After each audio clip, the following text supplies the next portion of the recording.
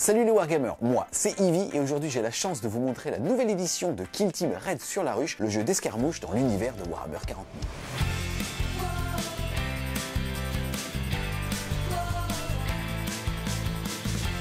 Avant de rentrer dans le dur de Kill Team, c'est un jeu qu'on n'avait pas forcément suivi dans ces dernières éditions, même si notamment avec Dino on vous avait fait quelques vidéos de présentation. Si celle-ci atteint plus de 1000 pouces bleus d'ici ce soir minuit, alors on vous promet quelques petits rapports de bataille pour le lancement de cette édition. Lors de la conception de cette vidéo, j'ai pas mal hésité sur la forme que ça devait prendre. Soit en vous faisant une vidéo assez simple sur la présentation du jeu, de ses règles et des figurines, donc du plastique qu'on va retrouver à l'intérieur. Mais comme j'ai eu la chance d'être invité par l'éditeur Game Workshop à rencontrer les équipes de développement du jeu et à le tester bien en amont, ici je vais plutôt vous parler de mon aventure au sein de Kill Team. Dans cette vidéo, on va avoir pas mal de sujets, en commençant par mon périple à Warhammer World, pour les personnes qui ne connaissent pas ce lieu ou qui souhaitent s'y rendre. Je vous parlerai aussi de ma rencontre avec les game designers, ce que j'en ai conclu aussi de l'état de Game Workshop aujourd'hui et de comment est-ce que cette société a ou va évoluer. On parlera ensuite bien évidemment de Kill Team au sein du marché des jeux d'escarmouche, du contenu de la boîte, puisque comme d'habitude on est sur un produit Game Workshop et ils savent bien faire. Et je terminerai bien évidemment par une présentation simple du jeu et de son moteur de règles. Commençons donc par mon périple à Warhammer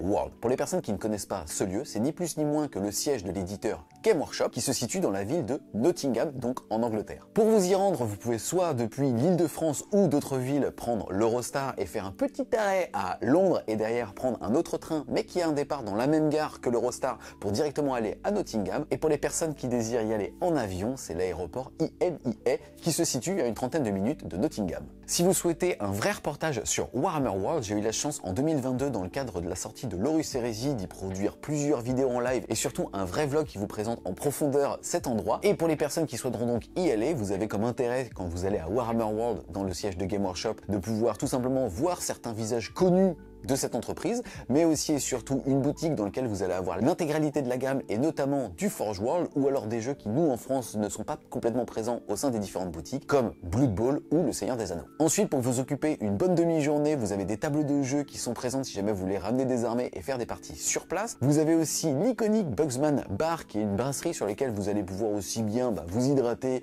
que vous nourrir. Et enfin, vous allez aussi avoir le musée de Warhammer World sur lequel vous allez avoir toute une histoire au sein de l'entreprise Game Workshop, mais aussi des dioramas et surtout toutes les figurines studio que vous pouvez voir au niveau des boîtes de jeux. On ouvre maintenant le chapitre de ma rencontre avec les game designers de Kill Team. C'est une équipe de 3-4 personnes et déjà le premier point, ce qui est super cool, c'est qu'en l'espace de 6 mois, j'ai eu la chance de rencontrer les game designers de la nouvelle édition de Warhammer Age of Sigmar et de la nouvelle édition de Kill Team. Une des choses qui m'a surpris très positivement, déjà au sein des humains, c'est le fait que c'est des personnes qui viennent de plein d'horizons différents et que l'alchimie a l'air de bien prendre au sein de ces équipes. Tout ça a l'air de vraiment servir le jeu et pour vous donner quelques exemples, c'est le fait que par exemple on retrouve des fanboys absolus de l'univers au sein de ces équipes, mais aussi des personnes qui ont réellement conscience des critiques que peut subir justement Game Workshop, notamment au sein des différentes communautés sur les prix, l'équilibrage, l'obsolescence programmée des règles, et j'ai trouvé ça super cool qu'en fait on ait des personnes qui aient pleinement conscience de tout ça. Pour ensuite vous parler de comment est-ce que s'est déroulée la journée, bon c'était un petit accueil à Warhammer World avec aussi une fouille, en tout cas un passage à la sécurité. On a commencé par un café sur lequel on était un petit peu sur une partie un petit peu plus officieuse, c'est-à-dire des rencontres humaines avec le staff de Game Workshop et des autres personnes qui étaient présentes pour découvrir le jeu. Ensuite, on a eu une présentation PowerPoint du projet Kill Team avec les ambitions des game designers et aussi de la cible du jeu. Une présentation sur la stratégie de durée de vie, notamment des produits au sein de Kill Team. Je vous en parlais tout à l'heure au sein de cette équipe jeune de game designers qui a conscience de certains défauts qu'avait potentiellement Game Workshop par le passé, notamment peut-être le manque de visibilité au sein de ses consommateurs sur la durée de vie d'une règle ou en tout cas pendant combien de temps une unité va être suivie par l'éditeur. Je vous donnerai ces informations un petit peu plus tard dans la vidéo, mais je trouvais ça déjà très intéressant de voir que dès le début de la présentation, on se rend compte à quel point cette équipe de game designers se donne les moyens de faire le meilleur jeu d'escarmouche. S'en est suivi ensuite une présentation rapide des règles avec des démos, une pause déjeuner au Bugsman Bar, ensuite un focus sur la partie solo et l'avenir du jeu organisé au sein de Kill Team, et ensuite une partie cette fois-ci en coopération pour comprendre comment fonctionne le mode solo de Kill Team. Une fois la journée terminée, mais avant d'aller faire mes petites emplettes à la boutique et aussi dans le musée, déjà j'étais vraiment sous le charme des équipes et des sensations de jeu que j'ai pu avoir aussi bien en début, en milieu et en fin de journée. C'est-à-dire que même si on est sur un jeu d'escarmouche, on voit vraiment en fait où l'éditeur a voulu aller, c'est-à-dire proposer un jeu complexe, un jeu réel et pas une simple porte d'entrée au sein de Warhammer. Et ça me permet de faire une transition avec le prochain chapitre de cette vidéo, c'est-à-dire le positionnement de Kill Team, à qui c'est destiné. Faut comprendre que Game Workshop, même si les Kill Team ou Kill Team existent depuis bien longtemps, notamment au sein de la Deathwatch, le jeu Kill Team était revenu aux alentours de 2018, mais avec un moteur de règles qui était plus une porte d'entrée avec les mêmes règles que Warhammer 40 000, mais on jouait pas des unités, on jouait des figurines individuelles. Et ensuite, ils avaient fait un virage complet où Kill Team devenait un vrai jeu d'escarmouche, mais assez loin des règles qu'on connaît du jeu de guerre Warhammer 40 000. Là, on se retrouve donc dans la continuité de ce que fait Game Workshop en général en changement d'édition, c'est-à-dire prendre la précédente et l'améliorer. Ce qui va nous plaire, bien évidemment, c'est qu'on est dans l'univers qu'on aime, on a les figurines réutilisables pour le jeu de bataille Warhammer 40 000, mais derrière, on va être sur un vrai jeu complexe, et il est bien évidemment accessible, mais un jeu qui propose une certaine profondeur. Donc finalement, c'est un jeu qui va être destiné à plusieurs profils, soit les personnes qui jouent déjà à l'univers de Warhammer 40 000 avec des vraies armées et qui vont chercher à faire des combats un petit peu plus proches avec quelques figurines, globalement entre 6, 7 et une quinzaine pour les bandes les plus peuplées. Une partie va durer entre 1h30 et 2h30, mais réellement j'insiste sur le fait que même si ça peut paraître un jeu un petit peu plus simpliste, ça l'est pas du tout et que vous allez avoir déjà des vraies sensations de jeu, aussi bien au niveau des stress que des joies, et aussi au niveau des choix stratégiques. On est donc sur un vrai jeu d'escarmouche qui va complètement avoir sa place à côté notamment de Marvel Crisis Protocol ou Star Wars Shatterpoint. Maintenant que je viens de vous parler du positionnement de Kill Team au sein des marchés du jeu d'escarmouche, c'est intéressant aussi de parler du modèle économique de Kill Team pour comprendre un petit peu plus sur où en est Game Workshop sur sa maturité. On sort d'une nouvelle édition de Warhammer 40 000 et d'Age of Sigmar où Game Workshop mettait à disposition gratuitement les règles au moins de la partie des index, c'est-à-dire jusqu'à la sortie des livres d'armée. Là pour Kill Team, ils vont même aller encore plus loin, puisque pour Kill Team, c'est l'intégralité des règles de faction, mais pas que lors de la sortie, mais aussi pour les futures sorties, que les règles seront intégralement gratuites. Attention, Game Workshop m'a bien expliqué qu'il va donc y avoir aussi une application mobile sur laquelle vous retrouverez l'intégralité des règles des différentes Kill Team avant de les jouer ou peut-être même de les acheter, mais que donc pour commencer, vous aurez besoin à minima du livre de règles, puisque ça sera une version simplifiée qui sera disponible gratuitement, mais surtout que dans le livre de règles, vous aurez tous les tokens et donc matériel de jeu nécessaire pour vos parties. Mais en tout cas, ce qui est déjà très cool si on fait le comparatif avec 40 000 Age of Sigmar et Kill Team, c'est que même pour fantasmer, imaginer certains projets qu'on pourrait avoir, le fait d'avoir pendant toute l'intégralité d'une version les règles des différentes factions, c'est quelque chose qu'on n'avait pas l'habitude d'avoir sorti des index. Je sais pas ce que vous en pensez, mais je trouve déjà que c'est un très bon premier pas qu'on attendait depuis longtemps de l'éditeur, de nous faire des règles gratuites et donc comprendre que si les règles sont bonnes, on aura envie de démarrer des nouveaux projets avec des nouvelles armées. Et le deuxième point super intéressant que j'ai commencé à vous présenter tout à l'heure, c'est notamment la notion d'obsolescence programmée. Alors même si on parle de plastique, on parle ici de suivi d'une unité au sein des facs et de leur équilibrage. Game Workshop parle ensuite donc de saison. Il faut donc comprendre que l'intégralité des produits au sein de Kill Team, donc on parle des kill zones, notamment pour les zones de terrain, tout comme les Kill Teams, c'est-à-dire les boîtes dans lesquelles vous allez retrouver vos figurines, vont avoir une durée de vie de 8 saisons, donc 8 ans. 8 ans, c'est la période pendant laquelle Game Workshop s'engage à sortir des facs de clarification et de rééquilibrage au sein de ses différents produits. Ces facs et patchs d'équilibrage seront bien évidemment gratuits, disponibles aussi bien sur Warhammer Community que répliqués sur l'application qui va nous permettre de gérer nos Kill Teams. Cependant, pour aller plus loin dans cette notion d'équilibrage, et j'imagine qu'il vaut aussi un petit peu plus en adéquation avec les problèmes notamment de réassort que peut avoir Game Workshop, ils arrivent avec la notion de produits classifié. C'est ni plus ni moins pour les anciens d'entre nous qui connaissaient le Chapter Approved sur une unité Forge World, c'est que celle-ci était jouable en compétitif, c'est-à-dire au format match play. Là, vous allez retrouver le format classifié, c'est-à-dire qu'on va parler de durée de vie non plus de 8 saisons mais de 4 saisons, tout simplement puisque Game Workshop ne peut pas s'engager sur l'intégralité de sa gamme que les produits soient toujours trouvables pendant 8 ans. Vous allez donc avoir à minima quand vous achetez un produit 8 années de vie assurées sur son équilibrage et 4 années de vie pour pouvoir le trouver et ainsi proposer au sein du jeu organisé des parties équilibrées. Ça empêcherait notamment ce qui a pu se passer sur Shadespire, c'est-à-dire le fait que certaines bandes, notamment celles du début, ne sont plus trouvables,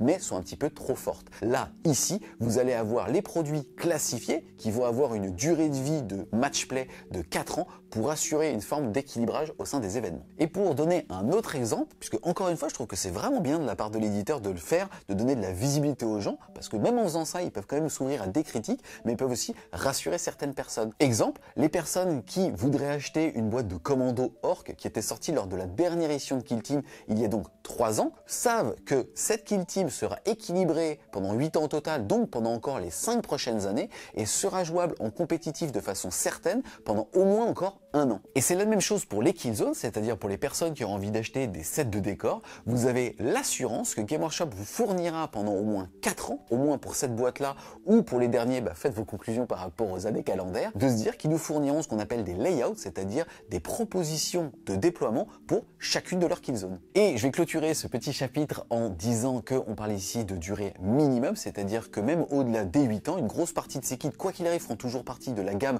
pour l'univers de Warhammer 40 000 et seront toujours jouables soit pour les campagnes que pour la partie solo ou coop de Kill Team. J'ouvre maintenant un nouveau chapitre de cette vidéo pour vous présenter le contenu de la boîte et surtout à qui elle va être destinée, puisque ici on est sur la boîte Raid sur la ruche. Il faut savoir que c'est une boîte qui est là pour le lancement de cette nouvelle édition, mais que ça ne sera pas la boîte de démarrage pour jouer à Kill Team. Vous aurez donc d'ici quelques mois une boîte un petit peu plus accessible en termes de prix, mais surtout avec seulement le nécessaire pour commencer à jouer. En tout cas, dans cette boîte, vous allez retrouver un livre de règles dans lequel vous retrouvez toutes les règles, c'est-à-dire les règles pour le match play, le classified, les différents modes de jeu entre les espaces confinés, les espaces ouverts, la partie aussi solo et coop, et je vous en parlerai un petit peu plus en fin de vidéo, puisque je trouve que c'est un premier pas intéressant de la part de l'éditeur. Vous trouvez aussi tous les tokens génériques pour pouvoir jouer avec n'importe quel Kill Team. Vous retrouvez aussi ce petit livre dans lequel vous allez avoir toute l'histoire de cette saison, ainsi que la présentation des nouvelles factions, aussi bien pour les Tempestus que pour les Vespide d'Eto. Je vous cache pas qu'habituellement j'ai jamais été trop sensible au niveau du lore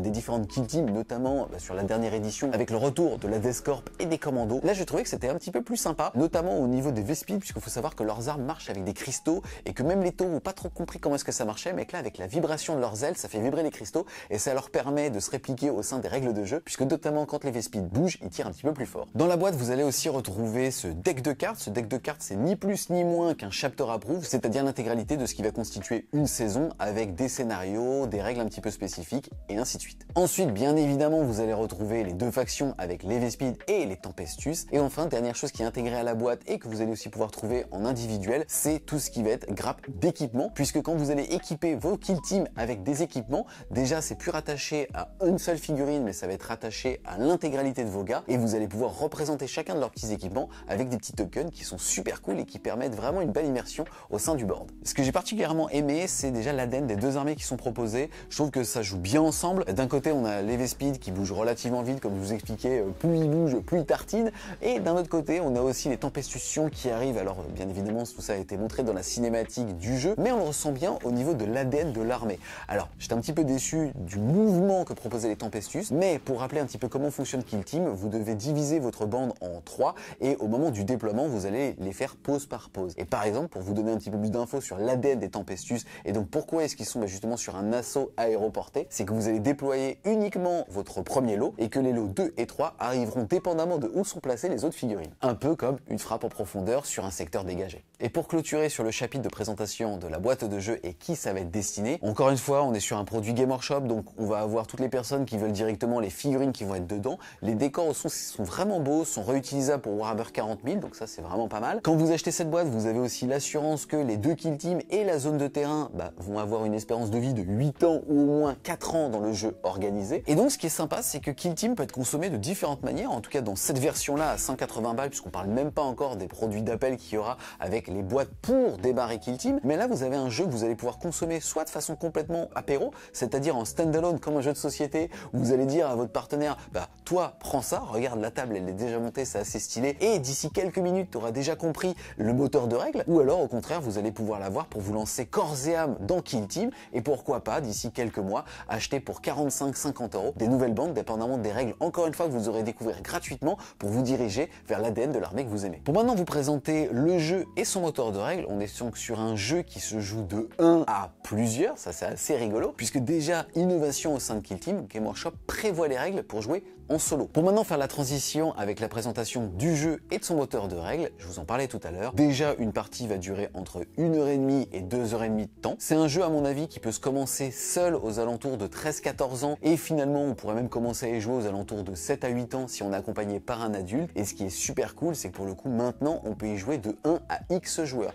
puisque Game Workshop au sein de ses règles a prévu un chapitre pour le mode solo ou le mode coop. Le mode solo il est assez intéressant, non pas pour ce qu'ils ont écrit mais pour ce qu'ils proposent, puisque indirectement on pourrait très bien se dire c'est-à-dire qu'on pourrait jouer à n'importe quel jeu en solo. Il suffit de mettre ses deux armées et de donner son maximum des deux côtés de la table, on peut le faire. Là, il nous assiste d'un moteur d'IA où vous allez devoir répondre à des scénarios. Sous-entendu, est-ce que c'est une unité qui tire? Oui, non. Si c'est une unité de tireur, alors est-ce qu'elle est engagée en mêlée? Si oui, elle doit désengager et derrière tirer et se mettre à couvert. Si par exemple c'est une unité de corps à corps, est-ce qu'elle est au corps à corps? Oui, non, et ainsi de suite. Mais par rapport au choix stratégique, là c'est assez intéressant puisqu'on va pas tirer sur l'unité par exemple qui est la plus proche ou l'unité qui a perdu le plus de points de vie. Non, non, là vous allez devoir faire comme choix ceux qui vous embêtent le plus.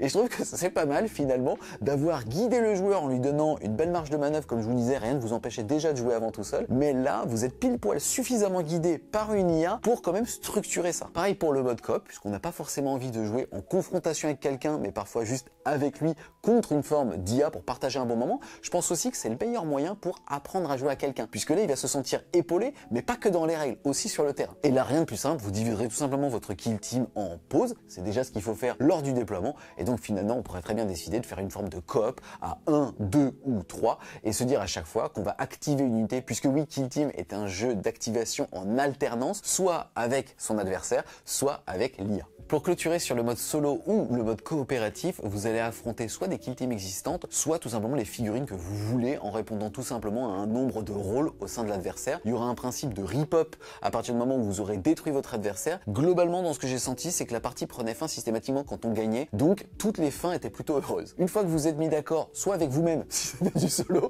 soit avec votre partenaire de jeu, notamment là on va plus s'adresser au jeu d'affrontement, vous allez pouvoir constituer votre liste d'armées. C'est assez sympa sur Kill Team, puisque vous êtes pile poil entre les Spearhead ou le jeu Patrol, c'est-à-dire avec des listes d'armées rigides, mais derrière vous allez pouvoir pour votre partie piocher dedans. En gros, vous allez avoir par exemple dans votre Kill Team 10 figurines équipées de telle manière, mais pour votre figurine, vous allez pouvoir en sélectionner 8 avec un minima un sergent, et parmi les 8, au moins un rôle de chaque type. Ce qui donne pas mal de piment aussi à Kill Team pour continuer dans son moteur de règles, c'est la customisation, puisque au moment où vous allez faire votre liste, vous allez pouvoir choisir vos spécialistes, et aussi au début de la partie, vous allez pouvoir choisir des équipements. Dans l'ancienne édition, les équipements étaient donnés par figurine, là maintenant c'est n'importe quelle personne de votre Kill Team qui pourra les déclencher au moment où il le souhaite. Donc déjà ça apporte pas mal de nervosité au jeu et de l'attitude bien évidemment stratégique, et ça en fait un vrai bon point. Tout comme l'utilisation de stratagèmes, c'est-à-dire de moments d'éclat que vous allez pouvoir déclarer au moment d'un round. Et ça c'est pareil, c'est quelque chose qui va s'appliquer sur l'intégralité de votre Kill Team. Ensuite, dans ce qui a fait le succès de Kill Team au-delà de son format,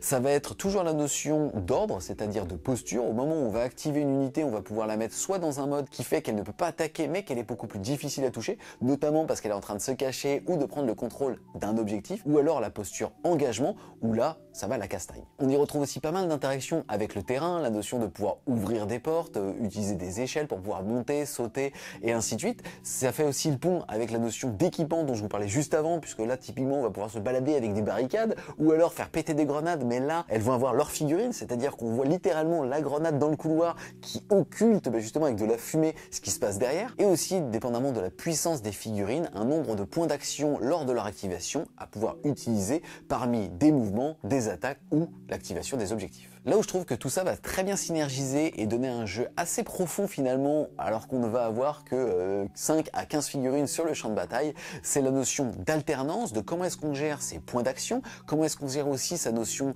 de posture par rapport à ce que je vous disais, et comment est-ce que les attaques vont interagir avec les adversaires. Que ce soit à distance, où on est plutôt sur quelque chose d'assez connu au sein des jeux de Game Workshop, que au corps à corps, où là on va se présenter les combats sous forme de duel, où dépendamment en fait des jets de dés, on va pouvoir utiliser des critiques pour parer, faire des dégâts, et finalement il n'y a jamais de notion d'attaquant ou de défenseur, puisqu'il faut faire attention, à partir du moment où on charge une figurine, celle-ci peut quand même vous tuer. Pour continuer un petit peu dans les règles qui m'ont vraiment séduite, c'est le fait par exemple que là on revient enfin avec un système de pouces et puis de pictogrammes qui représentent des distances. Ils nous prennent un petit peu plus pour des adultes et ça c'est cool, mais ils continuent de nous prendre par la main par rapport à la structure et surtout par rapport à la nouvelle ergonomie au sein des règles. C'est-à-dire qu'il y a beaucoup d'aides de jeu pour comprendre que l'étape 1, l'étape 2, l'étape 3 se déroulent dans ce sens-là, que c'est plus facile aussi de lire une fiche d'unité. Et pour le coup, Game Workshop va toujours dans cette continuité qu'ils avaient commencé avec la V10 de Warhammer 40 000, qu'ils ont très bien travaillé en termes d'ergonomie, surtout sur Age of Sigmar version 4, et continue sur Kill Team. J'ai quand même trouvé quelques petits côtés négatifs à Kill Team. Le premier, c'est cette notion de token qu'on va voir sur table. Alors honnêtement, c'est clairement pas propre à Kill Team, et je trouve que pour le coup, ils ont été mieux optimisés sur Kill Team.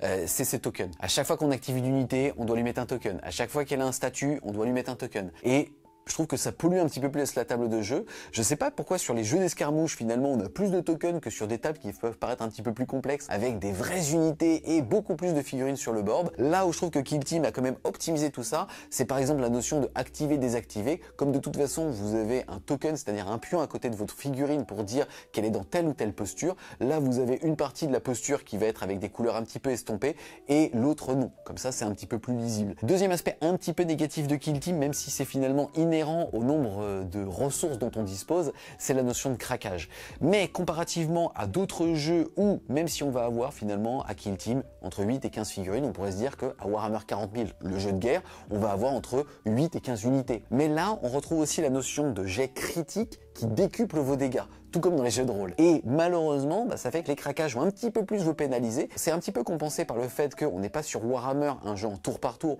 on est sur un jeu en activation en alternance, donc on peut plus un petit peu pallier à cet essoufflement. Le fait est quand même que comme les jets critiques font plus mal, les craquages pénalisent plus. Et enfin, le dernier point, mais c'est un point qui est inhérent à tous les éditeurs, après là, encore une fois, à chaque sortie de début d'édition, c'est toujours un petit peu difficile, c'est l'équilibrage. Mais là, il va y avoir énormément de Kill Team qui vont sortir, et encore une fois, Game Workshop s'est même engagé sur 8 saisons de les équilibrer. Donc, pour le coup, celui-là, c'est peut-être le plus léger des défauts, ou en tout cas, c'est celui qui, d'année en année, est le plus vite corrigé. Ça en fait finalement des défauts qui vont être mineurs face à la plus grosse qualité de Kill Team. Et excuse-moi, je vais être vulgaire, c'est que c'est un jeu qui est putain d'accessible, ce qui au sein des jeux de wargame est compliqué à trouver, et encore plus au sein des jeux de Game Workshop. Là, littéralement, pour 50 €, le livre de règles et les quelques tokens, encore que on pourrait vous les prêter, mais pour 45 €, vous allez pouvoir acheter votre banque dans lequel vous allez avoir les règles à l'intérieur ou de toute façon qui seront digitalement gratuites sur l'application, et directement pouvoir avoir du modélisme, de la peinture et des vraies sensations de wargame au sein d'une table de jeu, que ce soit par rapport au déplacement des figurines ou alors le défi intellectuel que vous allez pouvoir justement mettre en opposition avec celui de votre partenaire de jeu. Voilà les amis pour la présentation de cette nouvelle édition de Kill Team. Pour conclure, je trouve ça assez intéressant. Avant, on allait dans certains jeux de Game Workshop, pas pour leurs règles, mais pour leur univers. Notamment, c'était mon point de vue de la dernière édition de Kill Team, qui malheureusement parfois proposait une forme de lourdeur, que ce soit au niveau des pictos, des réglettes, alors qu'on pourrait utiliser le système métrique qu'on a l'habitude d'avoir sur différents jeux. Là, clairement, cette nouvelle édition de Kill Team peut partager la vitrine avec Marvel Crisis Protocol, Shatterpoint, ce que je disais tout à l'heure, et on ira pour la saveur du jeu et pas que de son univers, et donc c'est un pari qui en tout cas a l'air d'être gagné pour Game Workshop. Donc on arrive à la fin de cette vidéo. Si vous avez aimé ce format où on va un petit peu au-delà de faire un unboxing sur un jeu, n'hésitez pas à la commenter, à la partager et à mettre un gros pouce bleu dessus. Si vous voulez supporter French Wargame Studio, n'hésitez pas à aller faire un tour sur son Tipeee, et moi je vous dis à plus les Wargamers.